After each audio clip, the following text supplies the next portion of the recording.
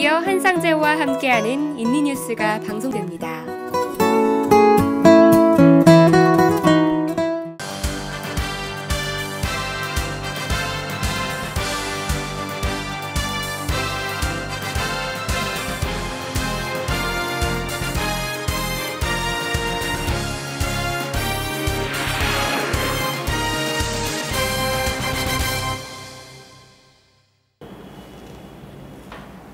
네, 여러분 안녕하십니까?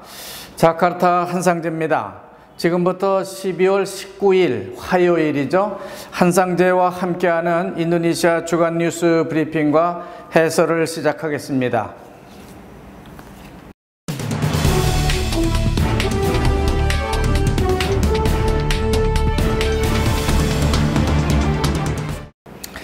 금주 주간 뉴스 해설을 종전처럼 월요일에 전해드려야만 했는데 제가 KBS 연말연시 취재 협력을 해야 했기 때문에 부득이 하루 연기해서 오늘 화요일 이렇게 전해드리게 되었음을 사과드립니다.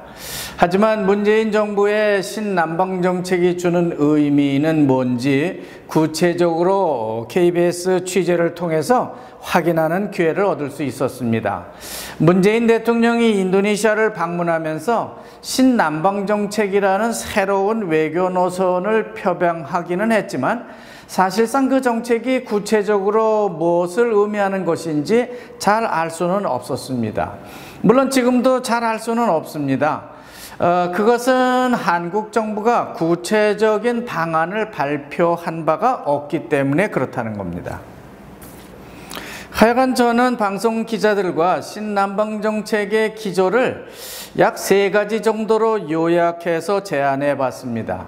그래서 첫째, 한류에 따른 한국 상품의 동남아 진출, 그리고 둘째, 비교적 경제 성장률이 높게 나오고 있는 동남아 국가들에 대한 인프라스트럭처 건설 참여, 또 마지막으로 세 번째는 우리나라 중소기업의 기회의 땅이 동남아 국가들이 아닐까 하는 그런 가능성을 점검하는 데 집중을 했다는 말입니다.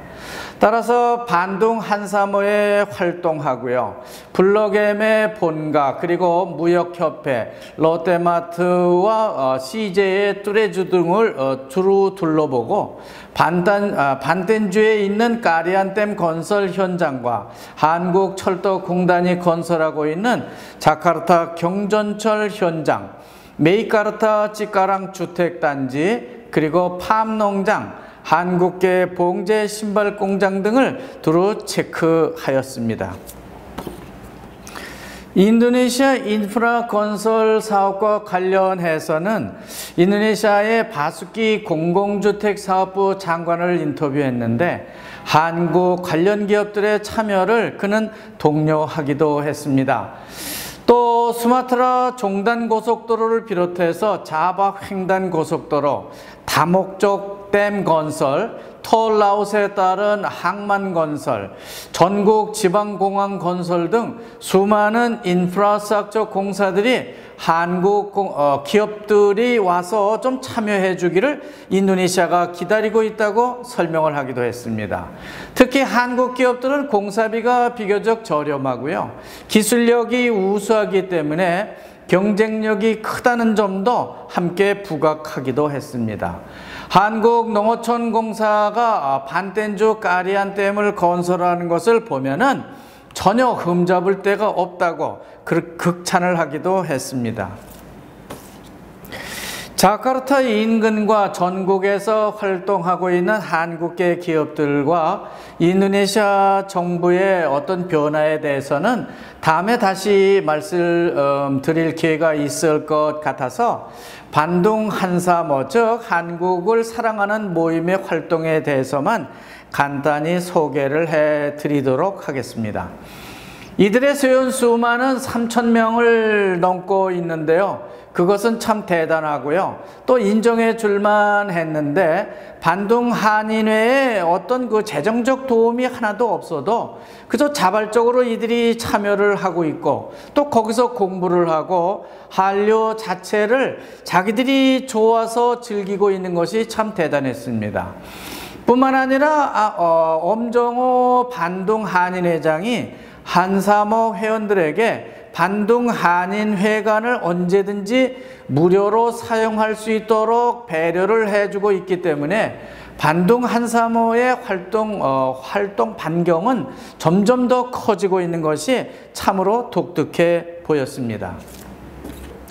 그렇지만 아무리 우리나라 정부가 신남방 정책이다 혹은 창조경제 정책이다 이런 것을 펼 것이다 하고 표방을 해도 인도네시아 한인들의 비즈니스와는 실제로 별 관계가 없는 게 사실인 것 같습니다.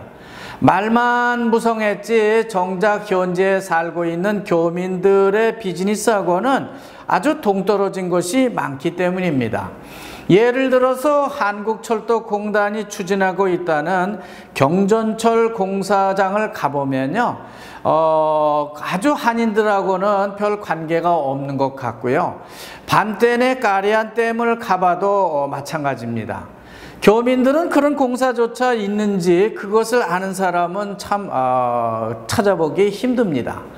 현지 교민들 비즈니스에는 별반 도움을 주지 못하고 있다는 것을 반증하고 있는 것이죠. 그러나 이웃 나라인 일본은 좀 다르다는 생각이 듭니다. 우리나라 코이카 같은 자이카가 사전 조사를 실시하고요. 자기 나라 자금으로 자기 나라 기업이 공사를 하고 있는 걸 볼 수 있기 때문입니다. 그런 점에서 볼 때 우리나라 정부의 대외 원조 정책과는 크게 대조되는 것을 발견할 수 있습니다. 자, 이쯤 해두고요. 인도네시아 정치권 이슈로 넘어가 보겠습니다. 지난주에도 정치권은 세티어 노반투 국회의장이 인도네시아 정치권을 휘젓습니다. 하지만 골가르당마저 그를 버리기 시작했고 국회의장 자리도 내놔야 할 것이기 때문에 그린드라 당의 팔디존이라고 하는 사람이 지금은 국회 부의장인데요. 이 사람이 국회의장을 대행하는 체제로 돌아서고 있습니다. 따라서 골가르당은 우리나라 자유한국당처럼 국회의원 수만 많지 별 힘을 쓰지 못하는 그런 당으로 전락을 하고 있고요. 그 대신 그린드라 당이 주도권을 쥐게 되는 기회를 맞았습니다. 그러자 지금까지 홀대만 봤던 PKS 이슬람 정당이 크게 환영하고 나왔습니다. 지금까지 그린드라 당이 혼자서 선명 야당의 위치를 지켜온 보람이 이제야 국회에서 나타날 수 있을지 크게 주목을 받고 있습니다. 다음은 지난주 중동 이슬람 국가들과 인도네시아까지 요동치게 만들었던 트럼프 대통령의 예루살렘 수도 인정 발언 외신 관련입니다. 미국 트럼프 대통령이 예루살렘을 이스라엘의 수도로 인정한다는 발표를 하면서 전 세계의 이슬람 국가 정상들은 지난주 터키에 모여서 대이스라엘 대응책을 모색했습니다. 하지만 국제유가가 급등할 조짐을 보이고 있기 때문에 산유국마다 다른 이해관계가 터져나오고 있습니다. 러시아라든지 사우디, 이란 등은 겉으로는 분명히 이게 반발하는 입장을 보이고 있지만은 속내를 보면요, 크게 환영하고 있는 것을 느낄 수 있습니다. 인도네시아도 원칙적으로 트럼프의 예루살렘 수도 인정 발언을 반대하는 기조를 유지를 하고는 있습니다. 따라서 인도네시아 신문 논설도 보면요, 중도적 입장을 취하고 있고 조코위 대통령도 터키 이슬람 국가 연합 연설에서 강하게 비난하고 나오지는 않고 있습니다. 그저 중도적으로 동예루살렘만 팔레스타인의 수도로 좀 인정해 주길 바라는 그런 눈치를 보이고 있는 겁니다. 이것이 중동의 현실입니다. 그렇잖아도 국제유가가 떨어져서 러시아를 비롯한 중동 산유국들의 재정 적자가 아주 심했는데 어쩌면은 트럼프 대통령이 아주 좋은 만회의 기회를 이들에게 만들어준 셈이 되고 있다는 분석입니다. 말하자면 당분간 이런 기조는 길게 유지될지 않을까 그렇게 생각이 들고 있습니다. 하지만 언제든 중동 시아파와 수니파가 다시금 손을 맞잡고 이스라엘과 미국에 대항하게 될 것으로 그렇게 전망되고 있는 겁니다. 교민 여러분도 잘 아시는 것처럼 이스라엘의 예루살렘은 참 묘한 도시라고 볼 수 있습니다.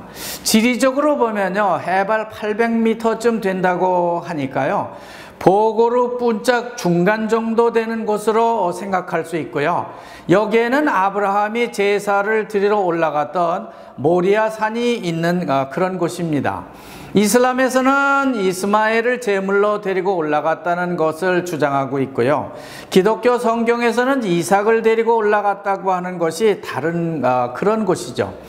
로마에 의해서 유태인들이 디아스포라로 떠났기 때문에 오스만 터키의 무슬림들이 이곳에 살다가 1948년 영국이 물러가면서 유태인들이 이곳에 들어와서 무슬림 소유의 땅을 야금야금 사고 점차 이들을 내몰아서 이제는 거의 유태인들이 다 차지하게 됐다고 하는 겁니다.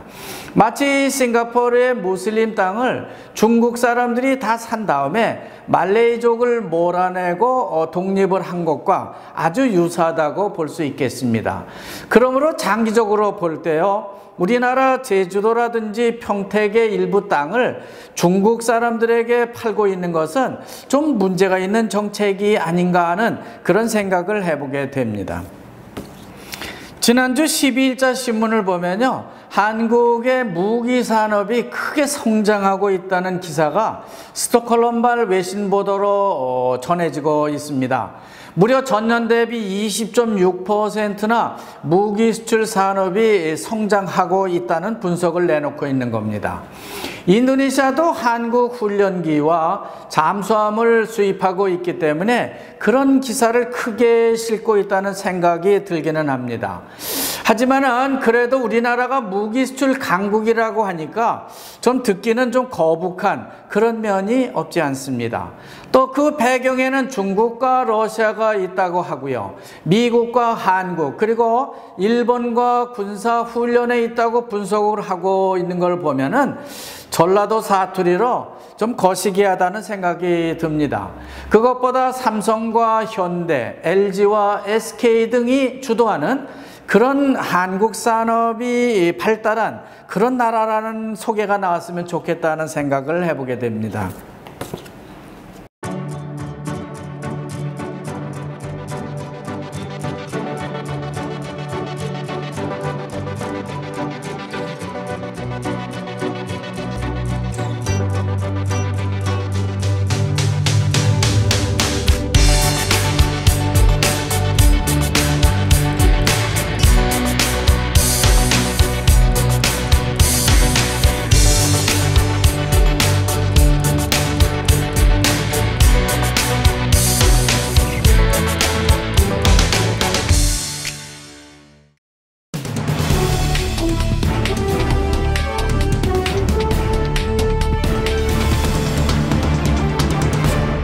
다음은 경제 관련 뉴스입니다. 지난주 15일자 신문에 뱅인도네시아의 인도네시아 기준금리 4.25%를 더 올리지 않고 그대로 유지할 것이라고 발표를 했습니다. 미국 연방준비 금리를 0.25% 올리는 데 대한 반응이 나온 것이죠. 우리나라는 한국은행은요 이미 방어금리로 금리를 올린 바 있습니다. 따라서 이제 미국 금리와 우리나라 금리가 같아졌는데요. 인도네시아는 좀 더 장기적으로 관망하는 자세를 취하고 있다고 하는 것이죠. 결국 인도네시아 국립은행의 데포짓 패시리티 이자를 3.5% 그리고 랜딩 패시리티 이자를 5% 지금 금리 그대로 이렇게 유지해 보겠다고 하는 것입니다. 다시 말하면 미국이 연준 금리를 인상한다고 해도 인도네시아는 펀디멘탈이 튼튼하기 때문에 금리에는 큰 영향을 받지 않는다고 하는 그런 분석을 하고 있는 겁니다. 다음은 지방판 뉴스입니다. 먼저 중부자와 뉴스인데요. 인도네시아 정부는 중부자와 바웬이라는 지역과 족자카르타를 잇는 신고속도로하고 족자에서 솔로로 가는 고속도로를 내년에 착공한다고 발표를 하고 있습니다. 바웬이라고 하는 곳은요, 스마랑에서 살라티가를 거쳐서 솔로로 넘어가는 그 중간 언덕에 위치하고 있는 산거리를 말하고 있는 겁니다. 여기서 우측으로 난 산맥을 넘어서 보르보드 사원이 있는 마글랑을 거쳐서 족자카르타까지 고속도로를 놓겠다고 하는 겁니다. 그러나 이 고속도로는 공사 구간에 산이 많고요, 너무 험악한 지형이기 때문에 반드시 산간의 작은 마을들을 돌아서 가야 하는데 토지 보상 문제가 아주 만만치 않다고 하는 겁니다. 정부가 관광지 효과를 내세워서 현지 주민들을 설득할 것이라고는 하지만은 사실 고속도로가 생기게 되면은 일반 도로 주변에 살고 있는 마을들은 오히려 침체되는 게 현실입니다. 그렇다면은 터널을 뚫는 기술이 풍부한 우리나라 건설업체들이 이 공사 구간을 한 번쯤 제안해 보면 어떨까 하는 생각을 해보게 됩니다. 지난 15일 밤인데요, 서부자와 수카부미와 따식말라야에서 4.5리터 규모의 지진과 6.9리터 규모의 강진이 계속 발생해서 쓰나미 경보가 내려졌는데 자정쯤 돼서 해제되었다고 합니다. 그러나 이날 지진은 족자카르타의 군웅기들과 바뉴마스, 그러니까 중부자와 바뉴마스 산간 지역까지 거의 전 자바섬을 뒤흔들었다고 합니다. 심지어 자카르타 스나얀 센츄리 호텔에 묵고 있던 손님들도 그 지진을 느낄 수 있었다고 말하고 있습니다. 그렇기 때문에 자바 남부, 즉 방안다란 해변가 주민들은 공포에 질려서 즉시 집을 뛰쳐나왔다고 하는 뉴스도 전해지고 있습니다. 쓰나미가 밀려올 것으로 생각을 한 것이죠. 하나 쓰나미는 자정을 기해서 해제됐고 다시 평온을 되찾아가고 있습니다.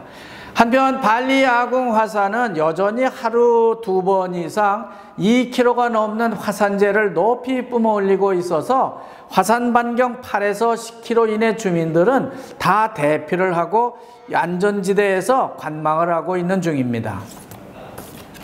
끝으로 인도네시아 한인동포 뉴스입니다. 연말연시를 맞아서 색스폰 동호회를 비롯한 각종 한인단체가 송년회를 하고 있는 중입니다. 지난 3일에는 극동방송 문화사역팀의 연말 정기 연주회, 즉 화이트 콘서트가 꾸닝한 이스마엘에서 성대하게 개최됐습니다. 성탄의 기쁨을 교민 여러분과 함께 나눈 것이죠. 그리고 상당히 오랫동안 담임 목사가 공석으로 있던 자카르타 연합교회에 제3대 김교성 목사님이 크리스마스를 기해서 부임을 하셨습니다. 교민 여러분, 올해도 어김없이 그냥 저물어 가고 있는 것 같습니다. 특히 금년에는 트럼프 대통령이 예루살렘을 이스라엘의 수도로 인정을 하고 미국 대사관을 텔아비브에서 예루살렘으로 옮기겠다고 선언한 만큼 더 많은 주의를 우리가 해야 할 것 같습니다. 급여 자금을 이동할 때라든지 송년 모임 때 항상 주변의 변화에 주의를 게을리해서는 안 되겠다는 말입니다. 어쨌든 교민 여러분은 모두 즐거운 크리스마스가 되시길 바랍니다. 메리 크리스마스. 여기까지 같이 해주신 교민 여러분 대단히 감사합니다. 다음 주 이 시간까지 안녕히 계십시오.